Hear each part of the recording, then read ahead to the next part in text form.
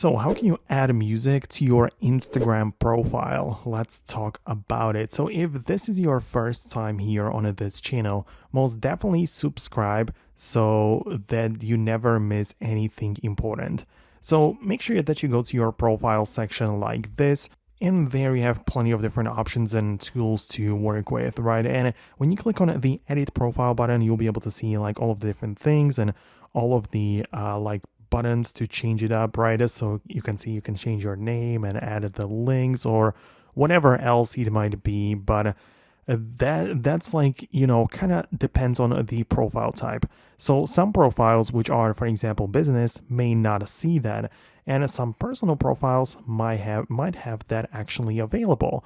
So as I say, it depends on the profile. But if you go to the profile like that and click on edit, you'll be able to see the music if it's a personal profile, and then you'll be able to just add the music there, some of the songs that you like or whatever. But if you do not see it, as I said, it's kind of important to switch to a different profile type, as that will make sure that you will have that option. So you can go to the like settings of your Instagram and then just go to the profile type and make sure that you switch it back, right? So you have the switch account type and you can switch it to personal or creator account. So that's how it works.